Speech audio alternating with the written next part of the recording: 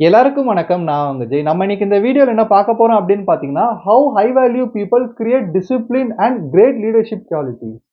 புத்தரா இருக்கலாம், ஜீசஸா இருக்கலாம், முகமது நபியா இருக்கலாம். இந்த மாரியான ஹை வேல்யூவா வாழ்ந்த கிரேட் பீப்பிள் கிட்ட இருந்து நம்ம நெறைய விஷயங்கள் கத்துக்கலாம். இவங்க சொன்ன வார்த்தைகளா இருக்கலாம், இவங்க கத்து தந்த பாடங்களா இருக்கலாம், இவங்க வாழ்க்கை மூலியமா நமக்கு ஊர்ஜிதப்படுத்தின விஷயங்களா இருக்கலாம். எல்லாமே எப்ப நம்ம கண்ணுக்கு தெரியும் அப்படின்ற மாரி பார்த்தீங்கன்னா, நாம நம்ம லைஃப்ல ஸ்ட்ரகிள்ஸ ஃபேஸ் பண்ணும்போது, சேலஞ்ச ஃபேஸ் பண்ணும்போது, இந்த மாரி இக்கட்டான சூழ்நிலையில நம்ம மாட்டிக்கிட்டோமே, இது எப்படி வெளிய வரப்போறோம் அப்படின்னு சொல்லப்படுற திணறும்போது, அந்த திணறல் நம்ம நெறைய இடத்துல திணறிடுவோம். ஐயோ! நம்ம எப்படி காப்பாத்திக்க போறோம் நம்மள அப்படின்னு சொல்லப்படுற விஷயத்துல. அந்த மாரி இடங்கள்ல இவங்களுடைய வழிகாட்டுதல் நம்மள வேற லெவல்ல தூக்கி காப்பாத்திரும். இவங்களோட வழிகாட்டுதல் நம்மள வேற லெவல்ல ஒரு மனிதரா மாத்தி விட்டுடும். இந்த மாரியான பெரிய லெவல்ல இருக்கிற மனிதர்கள், கிரேட் வேல்யூ வச்சுட்டு இருந்த மனிதர்களோட வழிகாட்டுதல் நம்மளோட காயங்களுக்கு ஒரு மருந்தாவும் ஹீலிங் பண்ணி விட்டுடும் நம்மள. ஆனா நம்ம இந்த இடத்துல ஒரு விஷயம் யோசிச்சே ஆகணும். இந்த பீப்பிளுக்கும் நமக்கும் என்ன வித்தியாசம்? இவங்களும் அதாவது புத்தரா இருக்கலாம், இயேசுவா இருக்கலாம், முகமது நபியா இருக்கலாம். இவங்களும் நம்மள மாரி ஒரு மனிதர்களா இங்க பொறந்து, இந்த உலகத்துல இருக்கிற சுக, துக்கம் அப்படின்னு சொல்லப்படுற எல்லாத்துலயுமே கலந்து, அவங்கள அவங்களே மாத்திக்கிட்டாங்க இந்த லெவலுக்கு. ஒரு தெய்வ நிலை அடைஞ்சாங்க அப்படின்ற மாரி சொல்லலாம். ஆனா இதெல்லாம் நம்மளால ஏன் முடியல? இந்த டிசிப்ளின்லாம் நம்மளுக்கு ஏன் அமைய மாட்டேங்குது அப்படின்னு சொல்லப்படுற கேள்வி நம்ம மனசுக்குள்ள எழும்போது, நமக்கு ஒரு பதில் கிடைக்கும். புத்தர் ஒரு முறை மரத்தடியில உட்கார்ந்து தியானம் செஞ்சுட்டு இருக்காரு.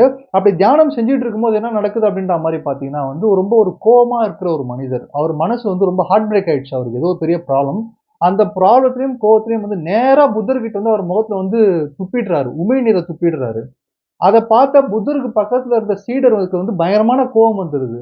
அந்த கோவத்த கண்ட்ரோல் பண்றதுக்காக புத்தர் என்ன பண்றாரு அப்படின்ற மாரி பார்த்தீங்கன்னா அந்த சீடர பார்த்து கண்லயே காட்டுறாரு. "பேசாத அமைதியா இரு" அப்படின்னு சொல்லிட்டு காமிச்சுட்டு. அந்த துப்புற மனிதர் பார்த்துட்டு புத்தர் என்ன சொல்றாருன்னா அந்த உமிழ்நீர தொடச்சுட்டு வேற ஏதாவது சொல்லணுமா? அப்படின்ற மாரி கேட்டாராம். உடனே அந்த மனிதர் என்ன பண்ணாருன்னு தெரியல. ஸ்ட்ரெயிட்டா அவர் வீட்டுக்கு போயிட்டாரு.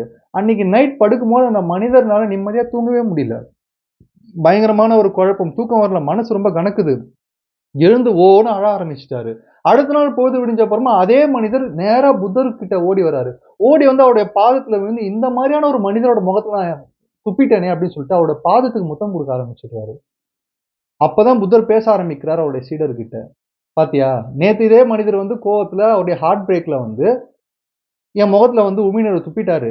அப்ப எனக்கு ஒரு விஷயம் தெரிஞ்சது. என்ன அப்படின்ற மாரி பாத்தீங்கன்னா, இந்த உலகத்துல நான் பட்ட ஸ்ட்ரகிள் இந்த மனிதனும் படுறான் போல இருக்கு. நான் ஏதோ ஒரு ஸ்ட்ரகிள் பட்டு ஏதோ ஒரு ஆன்ஸருக்காக தான் இந்த மாரி உட்கார்ந்துருக்கேன். எனக்கு கேள்விக்கு பதிலே கிடைக்கல. என் வாழ்க்கைக்கான கஷ்டத்துக்காக நான் போராடுறேன். அந்த ஒரு நிலையில இந்த மனிதன் இருந்ததுனால அவனுடைய எமோஷன் பெருகிடுச்சு. எமோஷன் அவன தாண்டி போயிருச்சு. அதனால நேத்து என் முகத்துல உமிழ்நீர துப்புனான். ஆனா அதே மனிதன் இன்னைக்கு அவன் பண்ணது தப்புன்னு உணர்ந்து, அந்த எமோஷன் அதிகமானதுனால, என் பாதத்துக்கு முத்தம் குடுக்க ஆரம்பிக்கிறான். 2த்துக்குமே நான் ரியாக்ட் பண்ண வேணாம்னு நான் நெனைக்கிறேன். அப்போ எப்போ ஒரு மனுஷனுடைய எமோஷன்ஸ் அதிகமா அவன தாண்டி பொங்க ஆரம்பிக்குதோ, அப்ப அத அவனால வெளிப்படுத்த முடியாது. ப்ராப்பரா வெளிப்படுத்த முடியாது. அத எக்ஸாஜரேஷனா வெளிப்படுத்துவான். அப்படி எமோஷன் அதிகமா பொங்குறதுக்கான காரணம் என்ன அப்படின்ற மாரி பார்த்தீங்கன்னா, டிசிப்ளின்னு சொல்லப்படுற விஷயத்த மனுஷன் ஃபாலோ பண்ணாதது தான். அந்த டிசிப்ளின் அப்படின்னு சொல்லப்பட்ட விஷயத்த ஃபாலோ பண்ணும்போது, எந்த ஒரு உணர்வா இருந்தாலும் அவனால அத கட்டுக்குள்ள வச்சிருக்க முடியும் அப்படின்னு சொல்லப்படுறது உண்மையான விஷயம். அந்த ஒரு விஷயத்த புத்தரோ, ஜீசஸோ, முகமது நபியோ பின்பற்றதுனால தான் அவங்க இந்த லெவல்ல ஒரு கிரேட் லீடர்ஷிப் குவாலிட்டியா இருக்கலாம். ஏன்னா ஏன் லீடர்ஷிப் குவாலிட்டி அப்படின்ற மாரி சொல்றேன் அப்படின்ற மாரி பார்த்தீங்கன்னா, எந்த மனிதன் புத்தரோட முகத்துல உமிழ்நீர துப்புனானோ, அதே மனிதன் அடுத்த நாள் புத்தர கடவுளாவோ, லீடராவோ, நீ தான் எல்லாம் அப்படின்ற மாரி குருவாவோ ஏத்துக்கிட்டான்னா, அதுக்கு புத்தர் என்ன செஞ்சார் அப்படின்ற மாரி பார்த்தீங்கன்னா, அவர் எதுவுமே செய்யல. அவர் அவரா தான் இருக்காரு. அதுதான் டிசிப்ளின் அப்படின்ற மாரி சொல்றேன். இந்த ஒரு விஷயம் தான் பெரிய லெவல்ல ரீச் ஆன ஸ்பிரிச்சுவலா சொல்றேன், லீடர்ஷிப் குவாலிட்டில சொல்றேன். இல்ல நம்ம பார்த்து வியக்கிற மனிதர்கள் சொல்றேன். அவங்களுக்கும் நமக்கும் இருக்கிற வித்தியாசம். ஸோ இத பத்தி தான் இன்னைக்கு இந்த வீடியோல தெளிவா டிஸ்கஸ் பண்ண போறோம். தேங்க்ஸ் பிரதர்ஸ் அண்ட் சிஸ்டர்ஸ் உங்களுடைய சப்போர்ட்க்கும், உங்க சஜஷன்ஸ்க்கும் இப்ப வீடியோக்குள்ள போயிடலாம். ஃபர்ஸ்ட் விஷயம் என்ன அப்படின்ற மாரி பார்த்தீங்கன்னா ஃபாலோயிங் த டிசிப்ளின்ட் லைஃப் அப்படின்ற மாரி சொல்லலாம். கெட்டத கேட்காத, கெட்டத பேசாத, கெட்டத பார்க்காத, கெட்டத சிந்திக்காத அப்படின்ற மாரி ஒரு பழமொழி இருக்கு. ஆனா நம்ம இன்னைக்கு எல்லாத்தையுமே பண்ணிட்டு இருக்கோம். அதுக்கான காரணம் என்ன அப்படின்ற மாரி பார்த்தீங்கன்னா நம்மளுடைய ஸ்லீப்பிங் பேட்டர்னா இருக்கலாம், ஈட்டிங் பேட்டர்னா இருக்கலாம், ஸ்பீக்கிங் பேட்டர்னா இருக்கலாம், பிஹேவியரா இருக்கலாம், லவ்வா இருக்கலாம், லஸ்ட்டா இருக்கலாம், எக்ஸ்பெக்டேஷனா இருக்கலாம். இன்னைக்கு எல்லாமே நம்மள தாண்டி பொங்கி வழிஞ்சுகிட்டு இருக்கு. நம்ம ஓவரா எதிர்பார்க்கிறோம். ஓவரா எல்லாத்தையுமே செஞ்சுட்டு இருக்கோம். பொறுமை அப்படின்னு சொல்லப்படுற விஷயத்த நம்ம இழந்துட்டோம் அப்படின்னு சொல்லப்படுறது தான் உண்மையான விஷயம். அதுக்கான காரணம் என்ன அப்படின்ற மாரி பார்த்தீங்கன்னா, நான் சொன்ன மாரி எதையுமே பேட்டர்ன்ல ஃபாலோ பண்ணல. இப்பதான் தூங்கணும், இப்பதான் சாப்பிடணும், இப்பதான் இப்படிதான் பேசணும், இப்படிதான் நடந்துக்கணும், இப்படிதான் சுயமரியாதை வாழணும்னு சொல்லப்படுற இந்த விஷயத்த நம்ம மாத்தி பண்ணிட்டு இருக்கிறதுனால இயற்கைக்கு எதிரா நம்ம நிக்கிறோம்.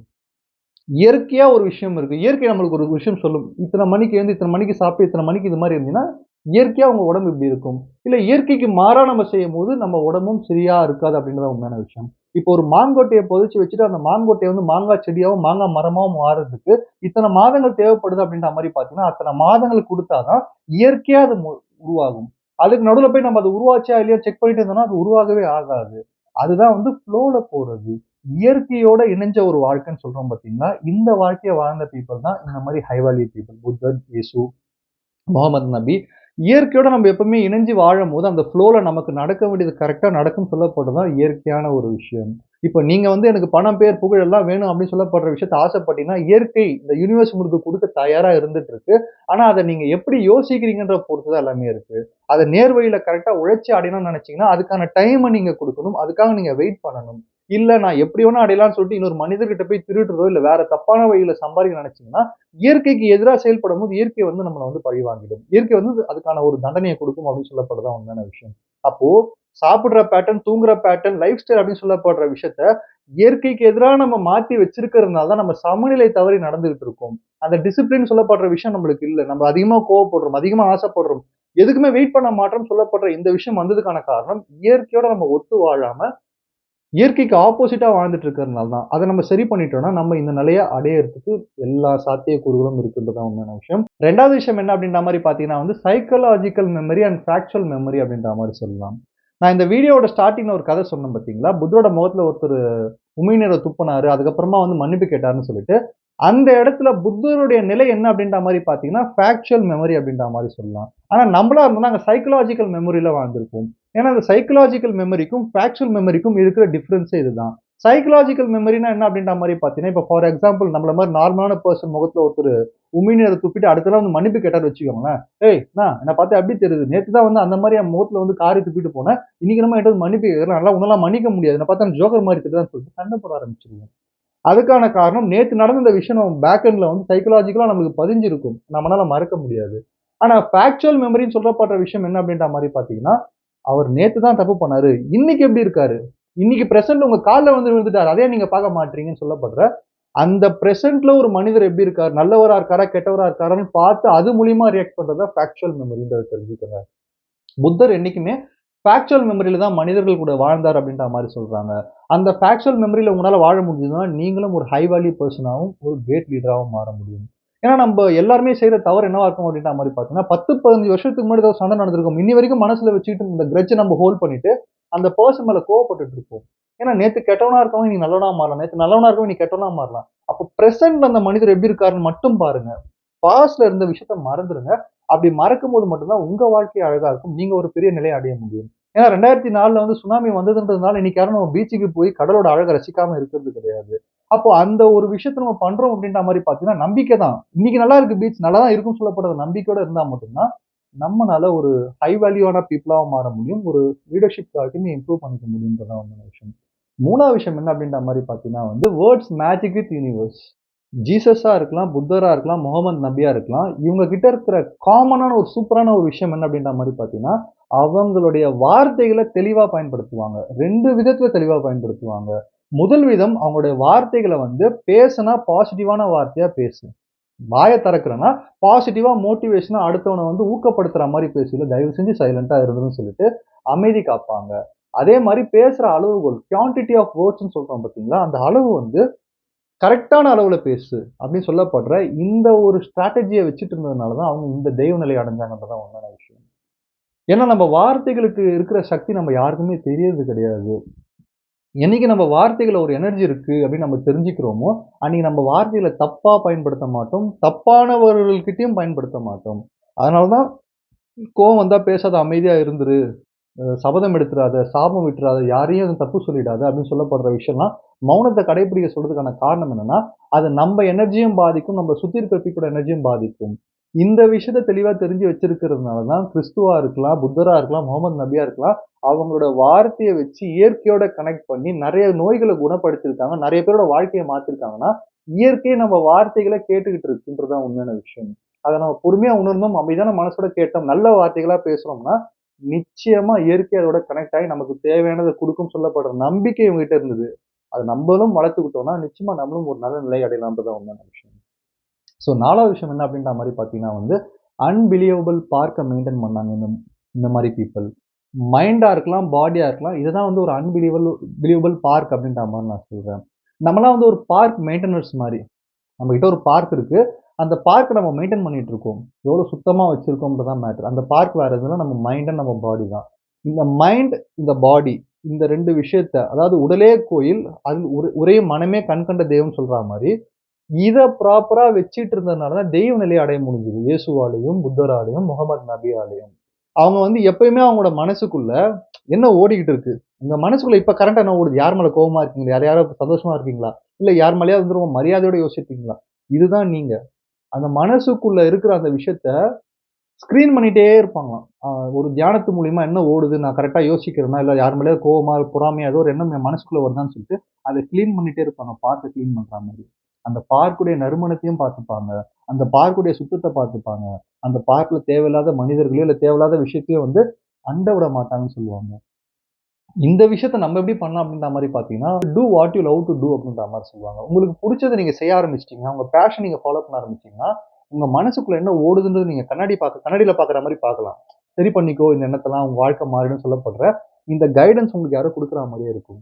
அதனால வந்து நீங்க நீங்க யாரையோ ஒருத்தர பார்த்து அது மாரி ஃபாலோ பண்ண அவசியம் கிடையாது. புத்தருக்கு வந்து மெடிடேட் பண்ண பிடிக்கும். அவர் மெடிடேட் பண்ணாரு. இயேசுக்கு வந்து கருணை காட்டுறது பிடிக்கும். அவர் கருணை காமிச்சாரு. முகமது நபிக்கு வந்து வழிகாட்டுறது பிடிக்கும் மத்தவங்களுக்கு. அதனால வழி காமிச்சாரு. அந்த மாரி உங்களுக்கு ஒரு விஷயம் பிடிக்கும். அத நீங்க ஃபாலோ பண்ணீங்கன்னா, உங்க பார்க்கா இருக்கிற உங்க பாடி அண்ட் மைண்ட வந்து கிளீனா வச்சுக்கலாம். அப்படி நீங்க உங்க மனச வந்து நீங்க கிளீனா வச்சுக்க கத்துக்கிட்டீங்கன்னு வச்சுக்கோங்கங்க. நிச்சயமா சொல்றேன். நீங்க வந்து ஆட்டோமேட்டிக்கா உங்க நிலை மாறிடும். நீங்க எங்கேயாவது போனா கூட உங்கள யாராவது பார்த்தா வந்து கையெடுத்து கும்பிடுவாங்க. வாங்க அப்படின்னு சொல்லி ஒரு பயம் வரும். உங்கள பார்த்தா ஒரு மரியாதை வரும். அத உங்களுடைய மனசுக்குள்ள இருக்க எண்ணத்தால மாத்திக்க முடியும்ன்றத வந்து நிரூபிச்சு காட்டின பீப்பிள் தான் இந்த ஹை வேல்யூ பீப்பிள் அப்படின்றத தெரிஞ்சுக்கங்க. ஸோ அடுத்த விஷயம் என்ன அப்படின்ற மாரி பார்த்தீங்கன்னா வந்து, சஃபரிங் டூ அட்ராக்டிங் அப்படின்ற மாரி சொல்லுவாங்க. நம்ம இன்னைக்கு சஃபரிங்ல இருக்கோம் அப்படின்ற மாரி பார்த்தீங்கன்னா, அதுக்கு ஏதோ ஒரு காரணம் நம்ம மனசுக்குள்ள இருக்கிற அட்டாச்மென்ட் தான். அதுலருந்து டிட்டாச் ஆக கத்துக்கணும். நம்ம வந்து லவ் பண்ணலாம். ஆனா லவ் திருப்பி வருமான்னு எதிர்பார்க்கக்கூடாது. நம்ம பணம் குடுக்கலாம். அந்த பணம் திருப்பி வருமான்னு பார்க்கக்கூடாது. நம்ம யாருக்காவது ஒரு காம்ப்ளிமெண்ட் குடுக்கலாம். அந்த காம்ப்ளிமெண்ட் திருப்பி வருமான்னு எதிர்பார்க்கக்கூடாது. ஏன்னா நம்ம குடுக்கறதுல மட்டும் தான் நம்மளுடைய உரிமை இருக்கு. அத எதிர்பார்க்கிற உரிமை நமக்கு கிடையாது. அது உழைப்பா இருந்தாலுமே கூட சரி, எந்த ஒரு விஷயமா இருந்தாலுமே கூட சரி, இந்த விஷயத்த தெளிவா தெரிஞ்சு வச்சிருக்கிறதுனால தான் உலகத்துக்கு நம்மளால என்ன குடுக்க முடியுமோ, அதுல மட்டுமே கவனம் வச்ச பீப்பிளா வந்து இயேசுவும், புத்தரும், முகமது நபியும் இருந்தாங்க.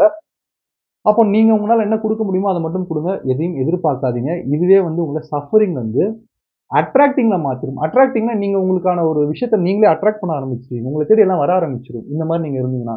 அப்ப குடுக்கறதுல மட்டும் ஃபோக்கஸ் பண்ணுங்க. எடுத்துக்கிறதையோ, எதிர்பார்க்கிறதையோ ஃபோக்கஸ் பண்ணாம இருந்தீங்கன்னா, நிச்சயமா உங்க நிலை உயரும் அப்படின்னு சொல்லப்படுறது தான் உண்மையான விஷயம். ஸோ ஃபைனலான விஷயம் என்ன அப்படின்ற மாரி பார்த்தீங்கன்னா வந்து, இமேஜினிங் அண்ட் மேனிஃபெஸ்டிங் அப்படின்ற மாரி சொல்லலாம். இதுதான் இருக்கறதுலே ரொம்ப ரொம்ப இம்பார்ட்டன்ட்டான விஷயம். அது வந்து புத்தர் கிட்ட இருந்தும், இயேசு கிட்ட இருந்தும், முகமது நபி கிட்ட இருந்தும் நம்ம கத்துக்கிட்டோம்னா, நம்ம வாழ்க்கையவே மாத்திரலாம்ன்றது தான் உண்மையான விஷயம். அவங்க விசுவலைஸ் பண்ணி, இமேஜின் பண்ணி, மேனிஃபெஸ்ட் பண்ணுவாங்க. அது நடக்கும்.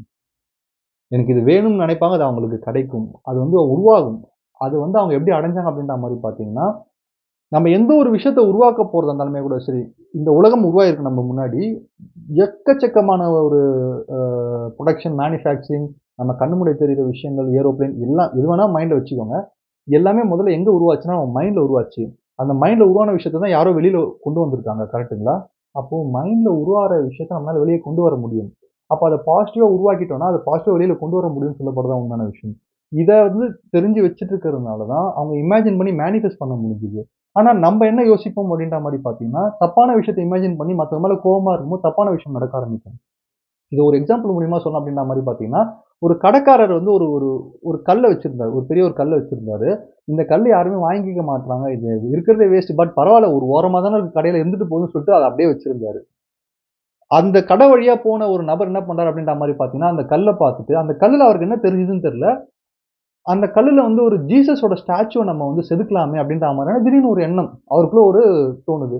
அந்த கல்ல பார்த்து, அந்த கல்ல வந்து அழகா செதுக்குற மாரி கற்பனை பண்றாரு. ஜீசஸோட சிலை இருக்கிற மாரி கற்பனை பண்ணிட்டு, அந்த கடைக்காரர்கிட்ட போய் அந்த கல்ல கேட்கிறாரு.